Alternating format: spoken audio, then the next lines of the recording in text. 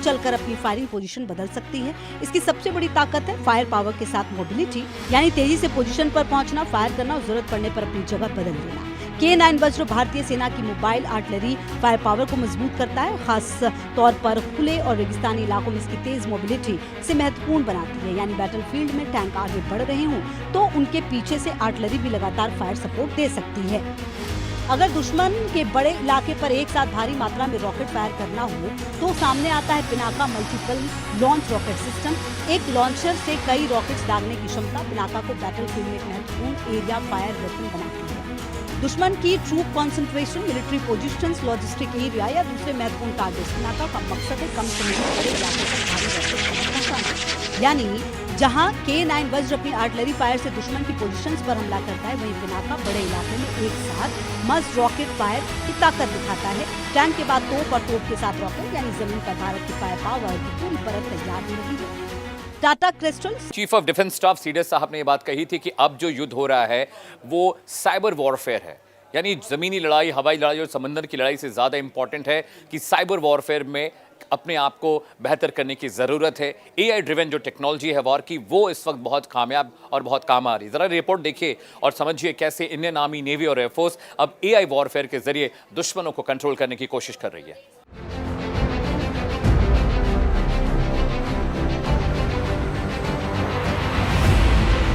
आधुनिक युद्ध में इंफॉर्मेशन खुद एक हथियार बन चुका है, क्योंकि सही समय पर मिली सही जानकारी हजारों किलोमीटर दूर बैठे कमांडर को सेकंड में फैसला लेने की ताकत दे सकती है। इस जानकारी को जुटाने के लिए भारत की क्षमताएं कई स्तरों पर काम करती हैं। आसमान में airborne early warning and control platform, electronic spectrum में ईएलिंट और सिगिंट, और अंतरिक्ष में ISR यानी कि इंटेलिजेंस, सर्विलांस एंड रिकॉनिसेंस की क्षमताएं। Airborne early warning and control, सबसे पहले बात उस प्लेटफॉर्म की जिसे अक्सर आइज इन द स्काई यानी आसमान की आंख कहा जाता है। AEMNC भारत का स्वदेशी DRDO नेत्र AEW&C इसी भूमिका में काम करता है। नेत्रा को ब्राजील के एम्ब्रेयर EMB 145 एयरक्राफ्ट प्लेटफॉर्म पर विकसित किया गया है, लेकिन इसकी असली ताकत विमान के आकार में नहीं बल्कि इसके सेंसर और रडार सिस्टम में छिपी है। ऊंचाई पर उड़ता यह प्लेटफॉर्म आसपास के हवाई क्षेत्र पर नजर रख सकता है, एयरक्राफ्ट को डिटेक्ट और ट्रैक कर सकता है और युद्ध क्षेत्र की हवाई तस्वीर को कमांडर्स तक पहुंचाने में महत्वपूर्ण भूमिका निभाता है। यानी जमीन पर मौजूद रडार से अलग यहाँ रडार खुद आसमान में उड़ रहा है और जब निगरानी करने वाला सेंसर ही हजारों फीट ऊपर पहुंच जाता है तो उसकी नजर का दायरा भी बढ़ जाता है। DRDO के मुताबिक नेत्रा एयरबोर्न और समुद्री सतह के टारगेट्स के साथ साथ हॉस्टाइल इलेक्ट्रॉनिक एमिशंस का पता लगाने और उनकी जानकारी को एयरक्राफ्ट पर मौजूद ऑपरेटर्स और ग्राउंड स्टेशन तक पहुंचाने में सक्षम है। लेकिन नेत्रा की भूमिका सिर्फ दुश्मन को देखने तक सीमित नहीं, ये एक अलग अलग सेंसर से मिलने वाली जानकारी को एक साथ लाकर एक व्यापक एयर सिचुएशन पिक्चर तैयार करने में मदद करता है। यानी कमांडर को सिर्फ ये नहीं बताया जाता कि वो एक विमान है, बल्कि उपलब्ध डेटा के आधार पर पूरे हवाई क्षेत्र की तस्वीर तैयार की जाती है। और यही वजह है कि AEW&C प्लेटफॉर्म को आधुनिक एयर वॉरफेयर में एक बेहद महत्वपूर्ण flying command and control centre माना जाता है। और साल 2026 में नेत्रा ने अपनी ऑपरेशन यात्रा में एक अहम पड़ाव पार किया। 25 जून 2026 को स्वदेशी नेत्रा AEW&C को फाइनल ऑपरेशनल क्लियरेंस क्षमता यानी FOC मिला, यानी भारत की स्वदेशी एयरबोर्न अर्ली वार्निंग और कंट्रोल क्षमता अब एक और महत्वपूर्ण ऑपरेशनल स्टेज तक पहुंच चुकी है। लेकिन दुश्मनों को देखने के लिए हमेशा उसे आंखों से देखना जरूरी नहीं होता। कई बार दुश्मन दिखाई नहीं देता, लेकिन उसका सिग्नल उसकी मौजूदगी का सुराग दे देता है और यहीं से शुरू होती है एलिंट इलेक्ट्रॉनिक इंटेलिजेंस। एलिंट का मतलब है दुश्मन के इलेक्ट्रॉनिक मिशन से इंटेलिजेंस हासिल करना। मतलब दुश्मन का रडार कब एक्टिव हुआ, किस तरह का इलेक्ट्रॉनिक सिग्नल निकल रहा है, उसकी फ्रीक्वेंसी क्या है, उसकी इलेक्ट्रॉनिक सिग्नेचर कैसी है और उसके एयर डिफेंस नेटवर्क में कौन कौन से सिस्टम सक्रिय हो सकते हैं। इन संकेतों को डिटेक्ट और एनालाइज करके दुश्मन की इलेक्ट्रॉनिक क्षमता और उसके डिफेंस नेटवर्क के बारे में महत्वपूर्ण जानकारी जुटाई जा सकती है। यानी दुश्मन का रडार हमें दिखाई नहीं देता, लेकिन उसका इलेक्ट्रॉनिक फुटप्रिंट उसकी मौजूदगी का सुराग दे सकता है। युद्ध में यही छोटी छोटी जानकारियां बड़ी तस्वीर तैयार करती हैं, लेकिन इलेक्ट्रॉनिक इंटेलिजेंस का दायरा सिर्फ रडार तक सीमित नहीं है। इसके साथ आता है सिग्नेट सिग्नल्स इंटेलिजेंस। सिग्नेट एक व्यापक इंटेलिजेंस कैटेगरी है जिसमें अलग अलग तरह के सिग्नल्स और कम्युनिकेशन से जानकारी हासिल और एनालाइज की जाती है। किसी कम्युनिकेशन नेटवर्क की एक्टिविटी, किसी रेडियो सिस्टम का एमिशन, किसी इलेक्ट्रॉनिक सिस्टम का पैटर्न या किसी सिग्नल की गतिविधि, इन सब का विश्लेषण सैन्य खुफिया जानकारी तैयार करने में मदद कर सकता है। यानी आधुनिक युद्ध में सवाल सिर्फ ये नहीं कि दुश्मन कहाँ, यानी सवाल ये भी है कि दुश्मन क्या ट्रांसमिट कर रहा है, उसका इलेक्ट्रॉनिक फुटप्रिंट क्या बता रहा है और उसकी इलेक्ट्रॉनिक गतिविधियों से उसकी क्षमता और तैनाती के बारे में क्या पता चल सकता है।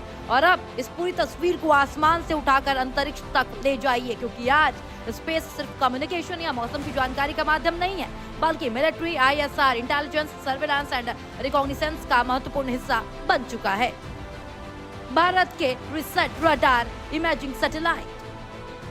भारत की रिसेट रडार इमेजिंग सैटेलाइट जैसे उपग्रह इसी दिशा में महत्वपूर्ण क्षमता प्रदान करते हैं। रडार आधारित अर्थ ऑब्जर्वेशन की खासियत ये है कि जहां ऑप्टिकल कैमरों की रोशनी और बादलों जैसी परिस्थितियां प्रभावित कर सकता है, वहीं रडार में सेंसर दिन और रात काम कर सकते हैं और बादलों के बीच से भी पृथ्वी की सतह के बारे में उपयोगी जानकारी हासिल कर सकते हैं। यानी अंधेरा हो, बादल हो, फिर भी निगरानी की क्षमता बनी रह सकती है और सैन्य दृष्टि से ये किसी भी संवेदनशील क्षेत्र की लगातार निगरानी के लिए बेहद महत्वपूर्ण एडवांटेज है।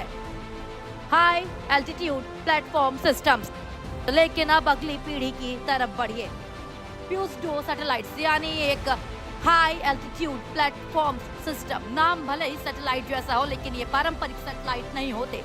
ये ऐसे मानव रहित हाई एल्टीट्यूड प्लेटफॉर्म्स की अवधारणा है जो लंबे समय तक बहुत ऊंचाई पर एक क्षेत्र के ऊपर बने रह सकते हैं। इन पर निगरानी, कम्युनिकेशन और दूसरे सेंसर पेलोड्स लगाए जा सकते हैं और इन्हें आप एयरक्राफ्ट और सैटेलाइट के बीच की एक नई टेक्नोलॉजिकल लेयर के तौर पर समझ सकते हैं। एक पारंपरिक सैटेलाइट बहुत बड़े इलाके पर नजर रख सकता है, लेकिन हाई एल्टीट्यूड प्लेटफॉर्म किसी खास क्षेत्र के ऊपर लंबे समय तक मौजूद रह करके परसिस्टेंट सर्विलांस या कम्युनिकेशन सपोर्ट दे सकता है। यानी जहां सैटेलाइट ऊपर से गुजरता है, वहीं प्यूसडो सैटेलाइट जैसी अवधारणाएं किसी इलाके के ऊपर ज्यादा देर तक टिके रहने की क्षमता देने का लक्ष्य रखती हैं।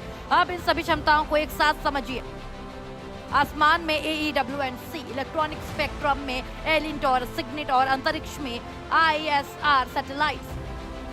इन सभी स्रोतों से आने वाला डेटा जब एक नेटवर्क में जुड़ता है तो कमांडर के सामने सिर्फ एक रडार स्क्रीन नहीं रहती, बल्कि पूरे युद्ध क्षेत्र की एक इंटीग्रेटेड इंटेलिजेंस पिक्चर तैयार होती है। कहाँ दुश्मन की गतिविधि है, कहाँ उसका एयर डिफेंस एक्टिव हो सकता है, कहाँ इलेक्ट्रॉनिक सिग्नल मिल रहे हैं और जमीन पर किस इलाके में निगरानी की जरूरत है। इन सब को जोड़कर कमांडर को तेजी से फैसला लेने में मदद मिल सकती है। यही वजह है कि आधुनिक युद्ध अब सिर्फ टैंक बनाम टैंक, फाइटर बनाम फाइटर या मिसाइल बनाम मिसाइल नहीं रह गया है। अब लड़ाई डेटा की भी है, स्पेक्ट्रम की भी है, सिग्नल्स की भी है और इंटेलिजेंस की भी है। जिस सेना के पास ज्यादा तेज सेंसर होंगे, जो ज्यादा दूर तक देख सकेगी, जो दुश्मन के इलेक्ट्रॉनिक फुटप्रिंट्स को जल्दी समझ सकेगी और जो इस डेटा को सबसे तेजी से सैन्य फैसले में बदल सकेगी, उसे युद्ध क्षेत्र में महत्वपूर्ण बढ़त मिल सकती है। यानी आने वाले युद्ध में ताकत सिर्फ उस देश की नहीं होगी जिसके पास ज्यादा मिसाइलें हों, बल्कि उस देश की भी होगी जो दुश्मन को सबसे पहले देख सके, उसके सिग्नल्स को सबसे पहले समझ सके, उसकी इलेक्ट्रॉनिक गतिविधियों को बढ़ सके और उस जानकारी को सबसे तेजी से फैसले में बदल सके। क्योंकि जंग में पहली गोली चलाने से पहली नजर डालना जरूरी है और आधुनिक युद्ध में जो पहले देखता है वही अक्सर पहले फैसला करता है। Bureau report, India news.